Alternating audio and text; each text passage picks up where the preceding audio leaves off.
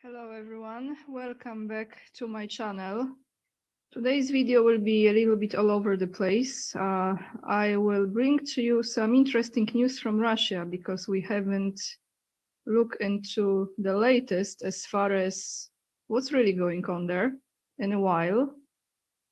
And probably I will use this information as a title for this video because very much likely it looks like that not only in St. Petersburg, but now in Moscow, people might be asked to present their cell phones, and those phones are going to be checked by the security. So I'm going to read you the article. Very interesting story because, I give you my comments after we read those articles. Now, the next thing will be about AIPAC. The next thing will be about the first, very much likely, this could be the first United States 15 minutes city. It's located in Arizona. Maybe you already heard of it. It's not officially called that, but kind of gives the impression like this could be the first completed project for the 15-minute city. And I also want to address someone that I never do, but I want to ask your opinion about this, and that will be ex-wife of Bill Gates, Melinda Gates, right? I think they already divorced. They have been for some time, I believe. I might be wrong, but I never really follow her. But I want to show you something and ask if you are on the same wavelength of understanding what's going on as far as this person goes. Before we start, I want to say thank you to Lynn, Linda, John, and Jim for your support and your donations on my PayPal account. Very much appreciated, guys. Huge thank you for your support. And to anyone who is buying my book for children, book number 1, beautifully illustrated. The link is down below in the description box if you're interested in supporting me in this way, as well as Patreon and locals where I put exclusive videos that might trigger this platform. Before I put the next one, I will announce it so that you know exactly when to check it out. So let's start actually with something different. Yesterday, I came across a video that I saw for the first time during Schmovit era. It was in 2020. And in the light of all those Epstein files and question if anyone will be punished by those absolutely horrific actions, nefarious activities that they have been involved in, I want to bring you this video because it just lightens up a little bit the tension and the energy, and I think some of you might remember it. So as far as the control and punishment goes, old good reminder from Instagram.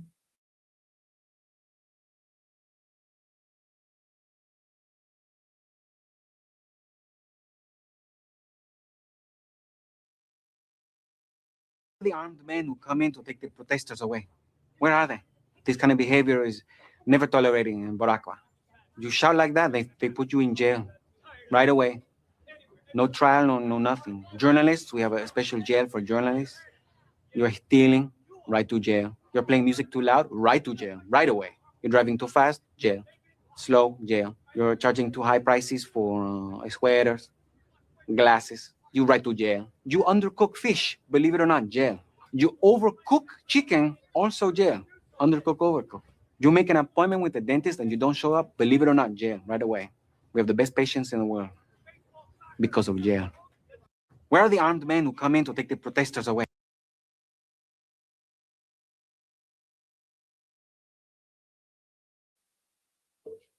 Overcook, undercook. We have the best patients in the world because of jail. You know, in all this craziness, sometimes we really need laughter. And when I saw it, I thought I want to bring it on my channel and just share with you. I'm sure many of you have seen it, but I forgot about this video and it was pretty good. So let's go to Russia, everyone. What's up? What's going on? Oh boy. You know, I know that many people are awakening to the fact that all of them, so-called leaders, are in this together. So I have this particular article here. This is Moscow Metro to inspect passenger phones during security screenings. And some people might say, well, this is the fake news or whatever. So I just want to tell you, there are many articles about it, okay? There is from Asia Plus, from other portals, but I've chosen this one. So you can do your own research if you don't believe me. Let's read this. This is recent, from yesterday. Moscow's metro will begin checking passengers' mobile phones during security screenings, following similar measures introduced earlier in St. Petersburg and Yekaterinburg, according to the Moscow Times on February 2nd. So originally, the article was posted first on the Moscow Times, okay? Let's read. The checks are based on an order issued by the Russian Ministry of Transport on February 4th, 2025. The document states that mobile phones, along with radio and television equipment, photo and video devices, personal computers, and other audio-visual electronics are subject to inspection by switching them on and checking their functionality. So before I continue, does this mean that if you carry with your phone, computer, or any form of electronics that you can record something on, they simply will ask you to turn it on and they're going to check it? So they're going to check it the same way like now the United States Custom checks people who arrive to United States. I'm not saying everyone, but most of them, right? They say that they have to check your phone and your information and all of this, right? Yeah, let's continue. According to the outlet, Metro officials said the phone checks will be introduced in addition to existing security measures. Everything is about security, guys. Safety and security. Let's remember that. Including screening through metal detector frames, which, by the way, speaking from my personal experience, I walked through them hundreds of times. I'm not exaggerating because, you know, I've been there so many times and I took metro many times. So through those metal detector frames, this is like, you can't avoid it, you go through it. Mandatory functionality checks for electronic devices were introduced in the St. Petersburg Metro in August last year, which I didn't know about. 2025. Passengers there are asked to turn on their gadgets during inspections, as reported by the Moscow Times. However, because local regulations prohibit using power outlets in the subway without special permission, passengers have repeatedly complained about difficulties when their devices were discharged, cases in which people were reportedly denied entry to the metro. What a joke. At the same time, similar surveillance practices, because exactly that's what it is. Let's call it like it is. And you know, people are like obsessed. No, Putin amazing. Let's wake up, everyone. If you haven't watched the videos that I have posted for the last 5 months now, you have to do some homework and you do your own research too. But so this is exactly the surveillance, hard for me to pronounce word, practices are being enforced by Russian authorities in the temporarily occupied territories of Ukraine, extending security controls directly into schools. It doesn't matter what's the country really, because it's all for safety and security, right? You know, like the vax was for safety, the masks were for safety, and this is for security. According to the National Resistance Center, occupation administrations have begun systematically inspecting schools' children mobile phones under the pretext of security checks. The center reported that these measures represent a new wave of interference in children's private lives, with officials blaming alleged parental negligence to justify the inspections. So this is about children, but I want to focus on this Moscow metro situation, and it looks like it has been going on already in St. Petersburg from August last year. So what do you think? I'm gonna close it. Do you think this is for the safety? This is the security? So imagine you just go to metro and you don't take your phone with you. You don't take anything with you. You don't take your computer with you, and they check and you have nothing.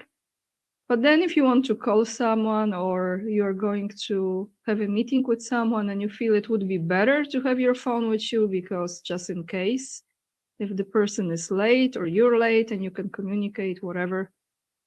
I'm not liking this, guys, because again, it doesn't matter what's the country. This is what I think is the case. Now let's go to AIPAC, because what connects them all? And some people leave the comments. I actually want to say this. You're bringing the topics that I have already addressed. So before you tell me what you saw somewhere, please go and check my previous videos, because I'm not going to explain this again. Now, some of you say that Vatican is above the tiny heads. Absolutely not, in my opinion. In my opinion, it's all connected. So how the hierarchy goes, however you say it, in my opinion, there is a certain group that is above all of it, and they are just the representation. They are just executing the orders from those whose names we will never know. But the bloodline, very much like the tiny heads bloodline. So let's look into this now, guys. What's going on with AIPAC? Because that's their project. AIPAC builds record 95 million US fund for 2026 midterms. AIPAC's United Democracy Project, Super PAC, reported it has over almost 195 million US on hand for the 2026 primaries after raising $62 million in late 2025, its largest election cycle reserve since launching in 2022. So again, it really does not matter this side of the coin or that side of the coin, it's all connected the same way. Now let's go to Bill Gates. Actually, no, let's go to 15-minute city. Let's play this video about this very, very interesting project that very much likely looks like it's completed in Arizona. And this could be the first 15 minutes city. I think that's how they actually present it in a way.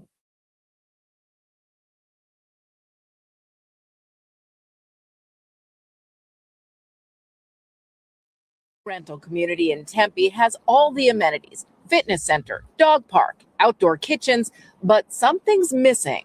So there are no cars in this community at all. Isn't it great? Cul-de-sac is the first community in the U.S. designed and built specifically for car-free living. Co-founder Ryan Johnson says the demand is strong. Every generation, and including 92% of Gen Z, would like to pay more to live in a walkable neighborhood. Retail, restaurants, and to start, nearly 200 apartments, all within steps of each other. No cars means no parking spaces, no garages. Because we don't have residential parking, it opens us up to have 55% landscape space. We get to add so much to the neighborhood. Like social spaces around every corner. The complex is strategically located right next to the area's light rail system. All residents get a free pass. The first 200 also get a free electric e-bike, and a partnership with Lyft gets them discount rides. I've been fine just going via rail or just biking. Juan Ramos, among the first 100 to move in here, grew up in Arizona, but left because he didn't like the car-dependent sprawl.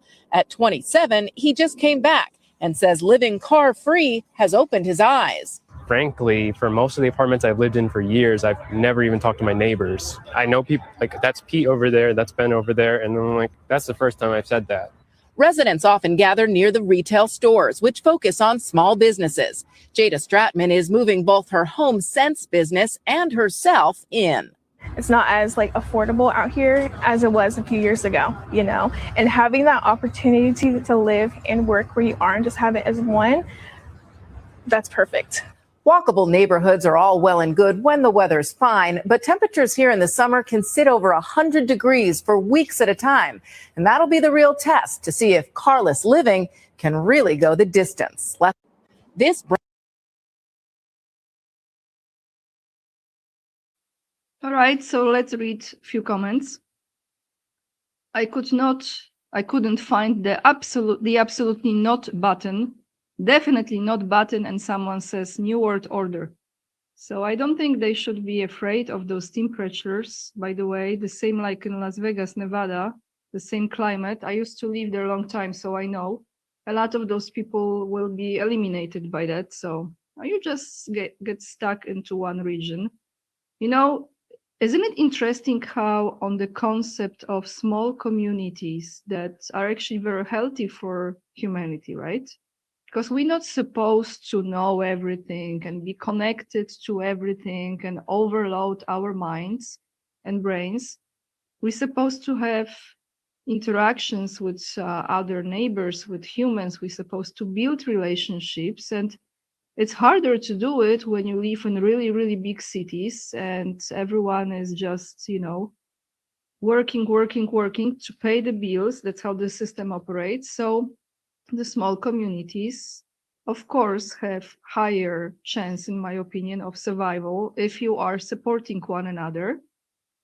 But this is very twisted version of it. And I think a lot of people are easily fooled by, oh, it's easy, you don't have the car, you don't have this, you don't have that. It's easier, right? But not necessarily. You can still build connections with people if you want to, living with the car in different areas. It's harder, I know, but what freedom do you have? If something happens and you have to really get out from there and the train is not coming and the bike is not working, what you're gonna do in the heat, like over 100 degrees often. 100 is like not that big really, not that high temperature. So let me know what you think. Now guys, let's go to, I just want to do this now because I never really talk about it, but I think a lot of people that we are seeing first and foremost is CGI, which is computer generated image. Now we also have artificial intelligence, we have an AI, right? So a lot of people that you see are not real people, like they are not real. But there is another part of what we are watching, all this shit show going on.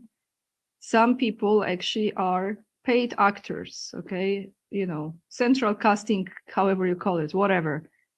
And one of those people for a very long time, in my opinion, that I have been kind of seeing, you know, once in a while, is the previous wife of Bill Gates, Melinda Gates, right? I think they divorced. Again, I'm repeating, I'm not sure, I think they are. So let me take you first to old pictures. I want to know what you think, because you know, I think Biden had many actors, but this one I think has one designated to play her. So let's go through some older pictures. So now you see, and I'm not going into Bill Gates and all those changes in his appearance, okay? Or many Bill Gates, however, how many there are. Now you see here young Melinda Gates, okay? Here, something changes. Just look at the face, look at the person. I know people think, oh no, she's just getting older, or let's just look here.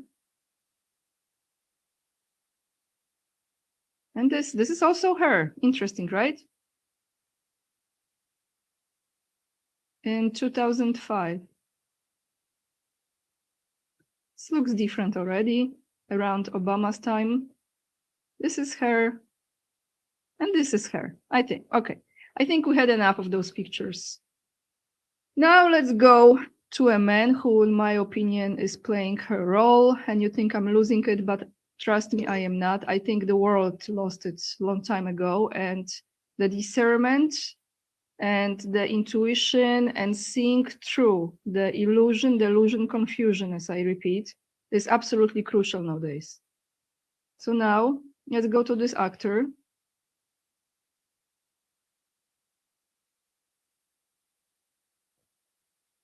Kevin Kline, sorry, Kevin Kline. I should put with A, not with E, not A.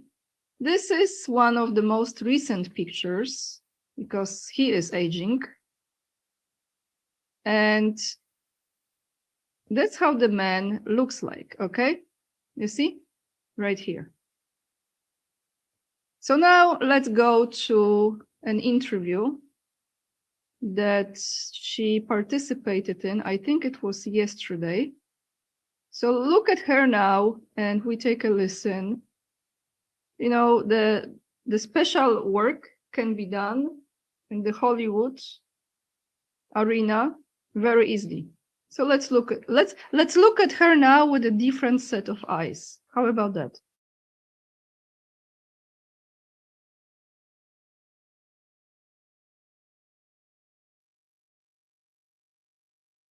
I have to acknowledge the elephant in the room at this moment. Your ex-husband, Bill, is named in the newest tranche of Epstein files. And there are a new alleged details about his past behavior. And I want to give you the opportunity to respond in whatever way you want to. Well, let me say this. I think we're having a reckoning as a society, right? No girl should ever be put in the situation that they were put in by Epstein and whatever was going on with all of the various people around him. No girl. I mean, it's beyond heartbreaking, right? I remember being those ages those girls were. I remember my daughters being those ages, right? So, for me, it's personally hard whenever those details come up, right? Because brings back memories of some very, very painful times in my marriage, but I have moved on from that. I purposely pushed it away and I moved on. I'm in a really unexpected, beautiful place in my life. So whatever questions remain there of what I can't even begin to know all of it, those questions are for those people and for even my ex-husband. They need to answer to those things, not me. Well, And I am so happy to be away from all the muck that was there. I have to put more words to the muck for context for our listeners. The emails in the files suggest that Bill Gates had additional affairs and that he tried to get medication to treat a sexually transmitted infection and that he was going to give you the medicine without you knowing. His representative has said all of this is false. It is not on you to have to respond to the details of that alleged behavior, but I wonder what your dominant emotion is when you read these news articles with these details. Sad. Just unbelievable sadness. Unbelievable sadness, right? And again, I'm able to take my own sadness and look at those young girls and say, my God, how did that happen to those girls, right? And so for me, it's just sadness for, I left my marriage. I had to leave my marriage. I wanted to leave my marriage. I had to leave I felt I needed to eventually leave the foundation. So it's just sad.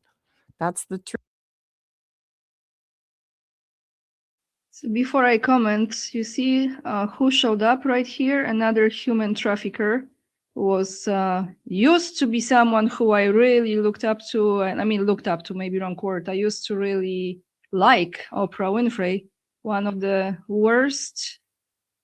Let's not even go there. Okay, so guys, this to me was absolutely acting. And this to me was Kevin Kline, but not the fashion designer. That one is a different story. I think that one also has connection to Epstein as well. But to me, that was acting. To me, it was not even a woman. It was absolutely unreal. Something going on with her neck, completely awkward body language and reactions. It was acting. This was not even the real person, in my opinion. But I would like to know what you think. Some of you probably are like, am I losing it? No, I'm not losing it. Trust me. The longer we live, the more you will see. And like that guy said, overcook, undercook. Yeah, a lot of people are cooked at this point. Thank you so much for watching. I will leave the links down below in the description box. It's a different video today, but you know what? Why not? We can share our thoughts and reactions to things, and let's not be fooled by, there's so much that is fooling people now. The images that are fake, the stories that are fake, and you know, the actors that are playing the personalities that are not those people. That is also all fake. Thank you guys. Thank you for hitting thumbs up, subscribing, liking, sharing, and leaving the comments. Lots of love, and remember, we are the leading edge, and we are saving humanity from all those crooks. And I see you in another video. Bye guys.